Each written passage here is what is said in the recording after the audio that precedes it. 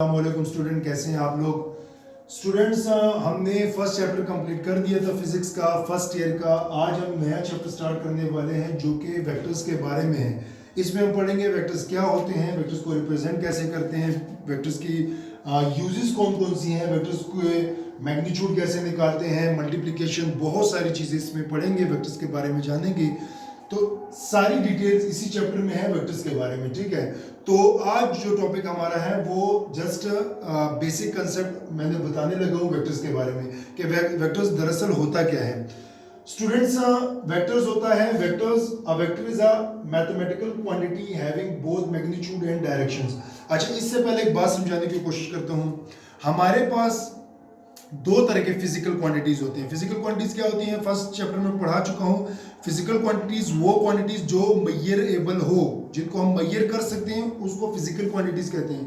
तो हमारे पास दो तरह के फिजिकल क्वांटिटीज होते हैं, पहली वेक्टर्स और दूसरा स्केलर्स। अब वेक्टर्स और स्केलर्स में क्या फर्क है वो मैं लेक्चर के एंड में बताऊंगा। अभी मैं सिर्फ वेक्टर्स के बारे में बताने लगा हूं। लास्ट में, इस लेक्चर के लास्ट में हम जानेंगे कि वेक्टर्स और स्केलर में दरअसल फर्क क्या होता है, ठीक है। तो हमारा टॉपिक है vectors. A vector is a mathematical quantity having both magnitude and directions. Vectors वो फिजिकल क्वांटिटी होती है जिसमें के लिए हमें डायरेक्शन की भी जरूरत पड़ती है और मैग्नीट्यूड की भी डायरेक्शन जरूरत पड़ती है, ठीक है। तो बेसिकली जो हम पढ़ते हैं, ठीक है, फिजिकल क्वांटिटीज लाइक मैथ ले लेते हैं।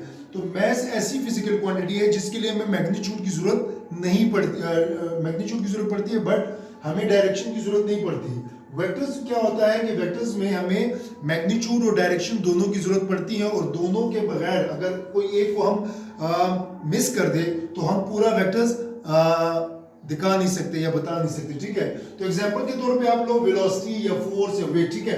अब फॉर एग्जांपल हम लेते हैं वेट। अब वेट कैसे डायरेक्शन है, कैसे बताता है कि ये वेक्टर है, देखें।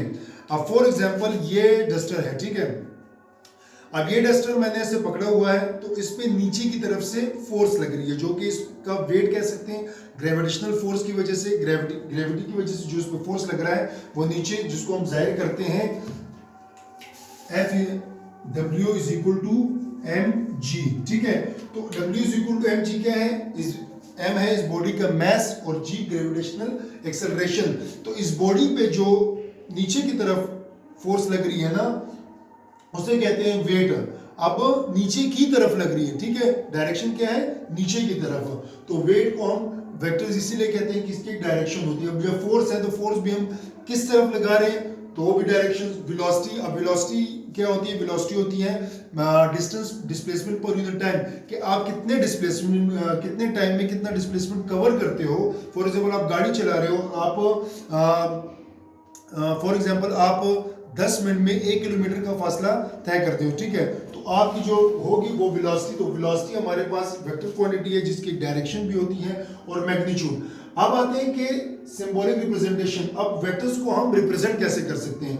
अच्छा, मोस्टली ये होता है कि मोस्टली हमारे जो बुक्स हैं, आपकी जो सिलेबस के मुताबिक ऐसे बोल्ड लेटर से, जैसे फोर्स के लिए F थोड़ा सा बोल्ड कर दो, वेलोसिटी के लिए भी थोड़ा सा बोल्ड कर दो, तो इससे हम वेक्टर्स को रिप्रेजेंट कर सकते हैं। अगर ऐसे नहीं करना तो वेक्टर्स को कोई भी वेक्टर है, फॉर एग्जांपल जैसे फोर्स है, वेलोसिटी है, एक्सेलरेशन है, तो उसके ऊपर एक एरो लगा दो। ये हमारे पास आ जाएगी सिंबॉलिक रिप्रेजेंटेशन। सिंबॉलिक रिप्रेजेंटेशन क्यों जरूरी है, कोई भी वेक्टर्स, जब हम वेक्टर्स की बात करते हैं तो वेक्टर्स को जाहिर करने के लिए कि हमें पता लगे कि कौन सा स्केलर है कौन सा वेक्टर है, उनमें उनको डिफरेंशिएट करने के लिए हमें जो चीज चाहिए होती है उसको बोलते हैं सिंबॉलिक रिप्रेजेंटेशन, उसके लिए होता है, ठीक है। अब आते हैं मैग्नीट्यूड में। मैग्नीट्यूड क्या होता है, अब फॉर एग्जांपल हम ले लेते हैं वेलोसिटी।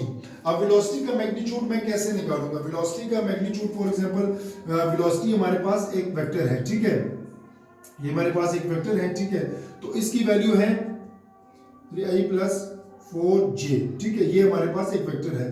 तो इसका ऐसे निकालूंगा, ठीक है, 3 का स्क्वायर प्लस 4 का square is equal to 9 plus 16 divided by, ये कितना हो जाएगा, ये हो जाएगा 25, और 25 को जब स्क्वायर रूट लेंगे तो ये हमारे पास आ जाएगा 5।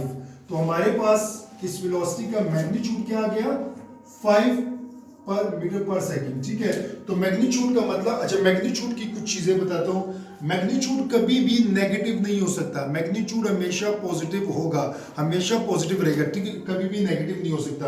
मैग्नीट्यूड को इस तरह के जो स्क्वायर ब्रैकेट होते हैं ना, इससे जाहिर करते हैं, ठीक है। कोई भी आप किसी भी वेक्टर का मैग्नीट्यूड लेते हैं तो उसको ऐसे वेक्टर से ऐसे स्क्वायर ब्रैकेट से जाहिर करते हैं। अब जैसे मैंने कहा कि वेक्टर्स कभी मैग्नीट्यूड कभी नेगेटिव नहीं हो सकता, कैसे? फॉर एग्जांपल हम इसी क्वेश्चन को करते हैं, ठीक है, इसी क्वेश्चन को, ठीक है। अब फॉर एग्जांपल जो हमारे पास जे कंपोनेंट है वेलोसिटी का, या जो वाई कंपोनेंट है वो है नेगेटिव, ठीक है। तो हमारे पास एक वैल्यू है 3 और एक वैल्यू है -4। जब मैग्नीट्यूड लेंगे तो मैग्नीट्यूड होता है 3 का स्क्वायर प्लस -4 का स्क्वायर।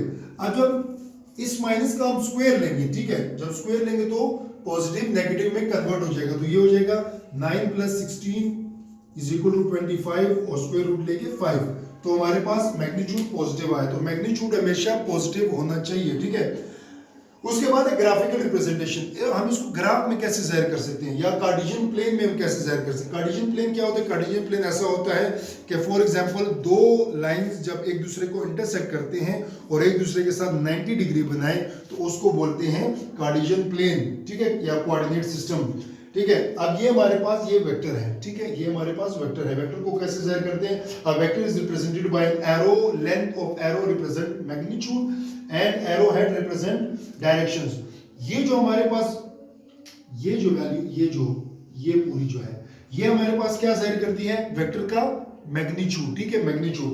और ये जो हेड है ना, हेड टेल है, ठीक है, टेल, तो ये जाहिर करता है किसको? मैग्नीट्यूड को। और जो हमारे पास किसी भी वेक्टर का जो हेड होता है, हेड हमें बताता है डायरेक्शंस, ठीक है। तो ग्राफिकल रिप्रेजेंटेशन को हम से ऐसे ही जाहिर करते हैं कि एक एरो लेना है, एरो का जो टेल होगा वो जाहिर करेगा वेक्टर का मैग्नीट्यूड कि वो कितना लेंथी है, ठीक है, कि वेक्टर ये कितना लेंथी है एरो। और जो एरो का हेड होगा ना, ये हमें बताएगा डायरेक्शंस, ठीक है। अब आते हैं geometric vectors. Those vectors that are considered without reference to coordinate axis are any set of values that indicate the position of point in given reference system. अच्छा, ज्योमेट्रिक वेक्टर्स ऐसे वेक्टर्स होते हैं जो फॉर एग्जांपल ज्योमेट्रिक वेक्टर्स ऐसे vectors होते हैं, ये अब क्या है, जैसे मैं बता रहा था, ये हमारे पास है कार्टेशियन प्लेन, ठीक है, एक्स एक्सिस और वाई एक्सिस। अब ज्योमेट्रिक जो वैल्यूज होती है ना, वो हम इसमें जाहिर नहीं करते, ठीक है, इसमें वो जाहिर करने की जरूरत नहीं पड़ती, ठीक है। दूसरी हमारे पास होती है अलजेब्रिक वेक्टर्स। अलजेब्रिक वेक्टर्स जैसे मैंने ये वाला लगाया और कोई भी फॉर एग्जांपल यहां मैं लगाता हूं, ये मेरे पास है फोर्स, किसी बॉडी का फोर्स मैंने लगाया पी पॉइंट पे, ठीक है, तो इसको मैं बोलूंगा अलजेब्रिक वेक्टर्स, ठीक है। ऐसे वेक्टर्स जो कार्टेशियन प्लेन में, कोऑर्डिनेट सिस्टम प्लेन में रिप्रेजेंट होते हो, उनको बोलते हैं अलजेब्रिक वेक्टर्स। अच्छा, अब हमारे पास आता है, अब सारी चीजें हमने पढ़ ली, अब ये पॉइंट आता है कि वेक्टर्स यूज कहाँ होते हैं, एप्लीकेशंस क्या है?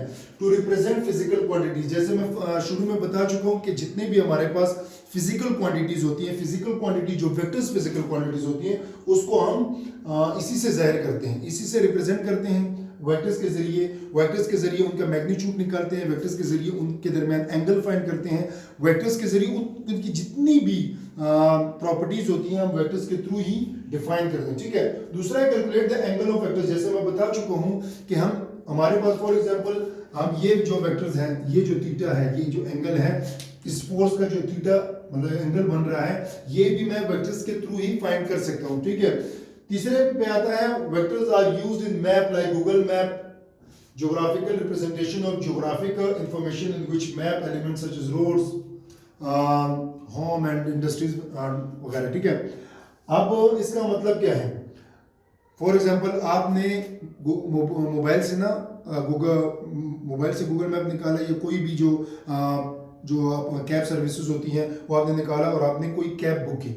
अब कैब वाले को आपकी लोकेशन कैसे पता चली, और आपको अपने मोबाइल स्क्रीन पे उसकी जो है पोजीशन वो नज़र आ रही है, वो वेक्टर्स के जरिए ही नज़र आ रही है, ठीक है। वेक्टर्स ही हमें उन चीज़ों के बारे में बताता है। जैसे गूगल मैप फॉर एग्जांपल हमने कोई भी जगह सर्च करनी हो, सिंपल हम लिख देते हैं फॉर एग्जांपल इस्लामाबाद, तो इस्लामाबाद हमने सर्च किया तो हमें पूरे इस्लामाबाद की डायरेक्शन, कौन कौन से रास्ते इस्लामाबाद की तरफ जाते हैं वो सारे रास्ते हमें बताता है, वो भी वेक्टर्स के जरिए होता है। दूसरे जो हमारे बड़े बड़े मैप्स बनते हैं, ठीक है, जैसे पाकिस्तान का बड़ा मैप बनता है या इंडिया का या किसी भी कंट्री का जो मैप बनते हैं उसमें दरिया अलग होते हैं, दरख्त अलग होते हैं, पहाड़ अलग होते हैं, सब चीज़ें डिफ्रेंशिएट की होती है, ठीक है, तो वो भी किसके बेस पे होती है, वो भी वेक्टर्स के जरिए ही होती है। अच्छा स्टूडेंट्स, आज का हमारा ये लेक्चर था। आज सिर्फ हमने वेक्टर्स के बारे में सीखा कि वेक्टर्स क्या होते हैं, वेक्टर्स के रिप्रेजेंट कैसे करते हैं, मैग्नीट्यूड क्या होता है, एप्लीकेशंस क्या होती हैं, और इन दोनों में फ़र्क हमने जाना।